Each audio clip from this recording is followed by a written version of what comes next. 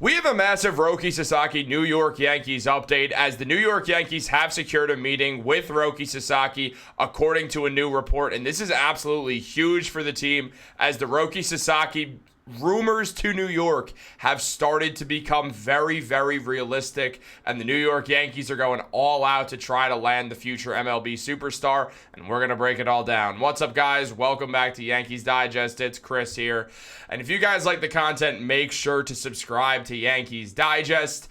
Let's get that number, that 13% up, but we got something to talk about today with Roki Sasaki, so grab your coffee, let's get ready, let's talk about some Yankees baseball, because Roki Sasaki and the New York Yankees will be having a meeting.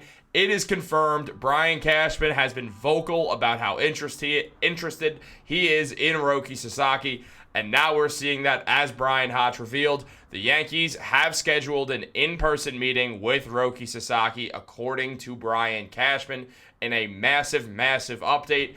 And this is huge, because right now it feels like the clear favorites to land Roki Sasaki are the Los Angeles Dodgers and the San Diego Padres, but we're going to go into a reason why that might not be the case at all, and why the Yankees might actually have a low-key advantage over both those teams while also being one of the best teams in the MLB, which is obviously going to help Sasaki want to go there. As anyone, especially coming overseas, they very rarely go to bad teams. They usually almost always go to one of the better teams out there, as obviously, they want to win. It makes sense to me, especially as a pitcher. But look, diving into this further, because we have a lot to talk about. Look, Roki Sasaki, he is a phenomenal player. Last season, or just over his 4 years, really, with the Chiba Lotte Mariners of the Professional Baseball League in Japan, he posted a 29-15 record across 64 starts with 394 innings pitched with a 2.10 ERA, 510 strikeouts, and 88 walks.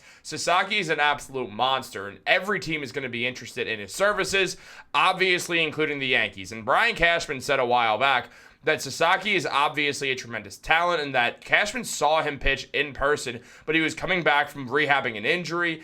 And as Cashman said, I've seen, obviously, his videos over the course of time. I've seen his scouting reports come across over the course of time. He's extremely talented, no doubt about it. He has a chance to be one of the world's greatest pitchers. And on top of that, Chris Kirschner, the Athletics beat writer for the New York Yankees, he does know a lot about the inside workings of the New York Yankees. He mentions the Yankees have a $6,261,000 to spend on amateur international free agents, which Sasaki is, as he is under 25 years old. And it's mentioned that if the Yankees were to sign Sasaki, he would likely take up almost all or most of their pool. The teams with the largest pools have $7.55 million to spend, and the favorite with that amount of money is most likely the Seattle Mariners. But as Joel Wolfe, Sasaki's agent, mentioned, it's not just going to be based solely on which club can offer him the most money, as the differences are negligible. All the teams that want Sasaki, they're all going to throw most, if not all, of their money at Sasaki to try to land him. So that makes sense. And Joe Wolfe spoke on this and literally said, let's make that bigger so you guys can see it real quick. But as he mentioned, Joe Wolfe said, I think there's an argument to make that a smaller mid-market team might be more beneficial for him as a soft landing. Now, yeah, that does not sound like the New York Yankees at all. That's not a good sign for Yankee fans out there. But here's the thing. Sasaki, he's been open about this. Everyone sort of is catching on to this. He did not like the Japanese media because Sasaki did not wait to go to the MLB. He wanted to go to the MLB as soon as possible, so he's doing it right now. He's not waiting extra years, and essentially, the Japanese media was upset with him for essentially treating Japan's Professional Baseball League as a farm system, which they are, but they're upset about it. And Sasaki did not like the disrespect that he was getting for trying to better his career. And instead of Japan being proud of one of their young stars, instead they kind of bashed him. And Sasaki did not respect that, and he did not appreciate being bashed. So now everything's in a weird situation where Sasaki, it feels like he probably won't go to the Dodgers, actually, because the Dodgers are a massive market and have the two biggest name Japanese players on the planet right now in Shohei Ohtani and Yoshinobu Yamamoto.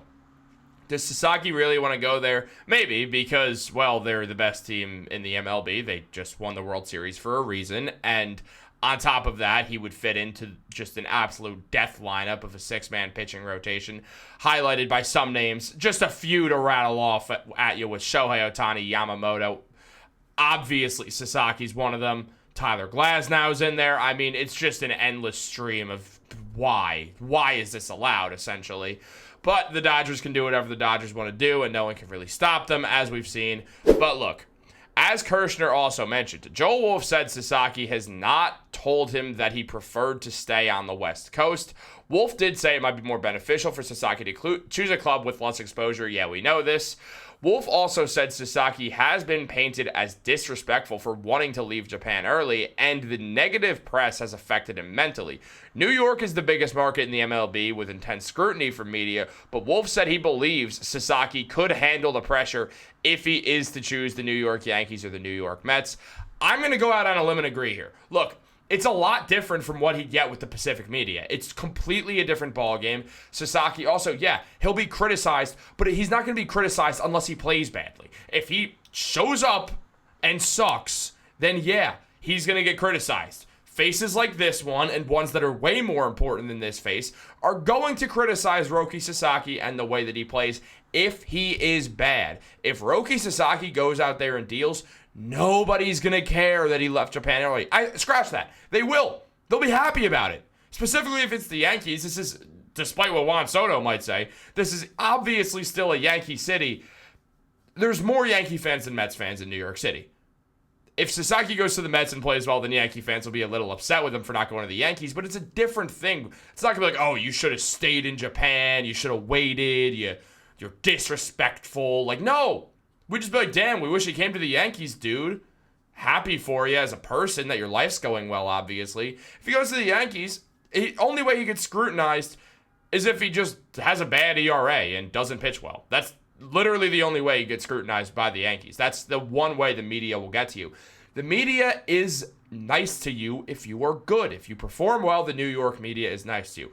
If you're underperforming and not performing well, then yeah, we're going to pile on you a little bit. And that's just the way it is. Sorry, but the Northeast, and this goes for Boston as well, this goes for Philadelphia as well.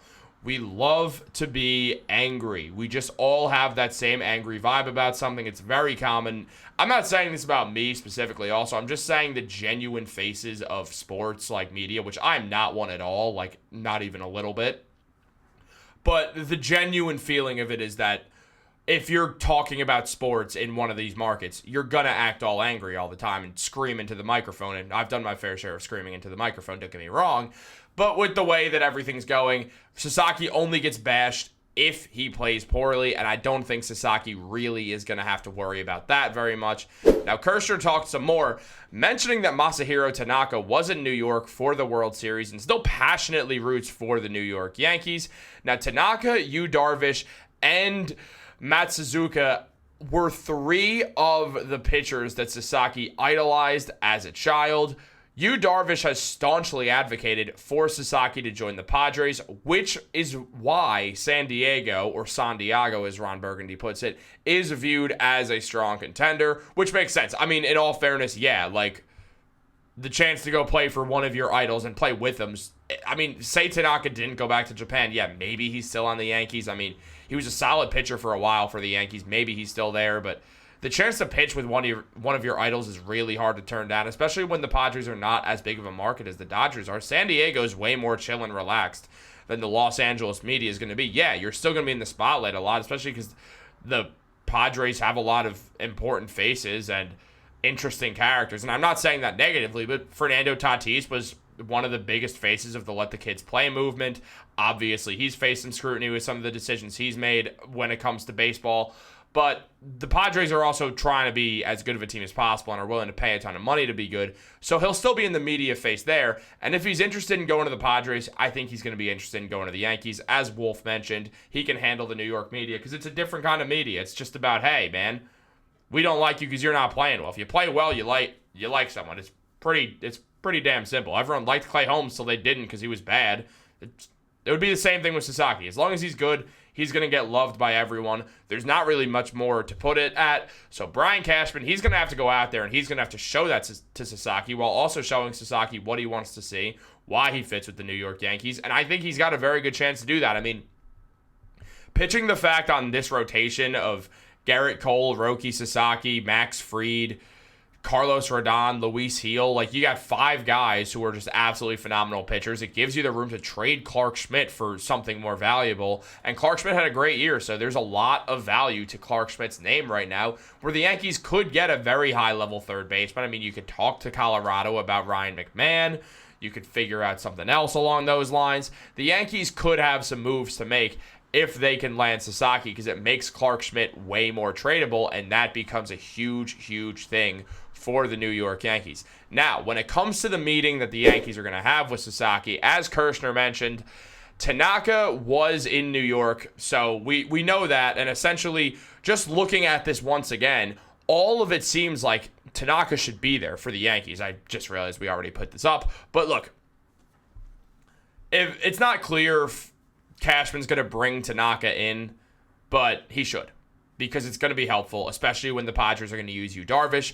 Use all the tools you have to land this guy and have the best rotation in baseball next season. That would be absolutely phenomenal. Make an elite defensive unit, Brian Cashman, while still going out there, landing a good hitting first baseman, hopefully landing a good hitting and good defending third baseman, while having Cody Bellinger hold down center field. I know that there was the whole talk of it's not exactly clear what position Bellinger is going to play. He's going to play center field. I'm convinced. But let me know what you think down below on the Roki Sasaki stuff. Do the Yankees have a real chance at signing him? Is he going to just end up with the Dodgers like everyone else does? Is he going to go to the Padres and play for his idol, Yu Darvish? What do you think the Yankees should do? Give me your pitch down below for Sasaki and who you think he's going to sign with. Guys, like this video, subscribe, turn on post notifications. Have a great day. Go Yankees.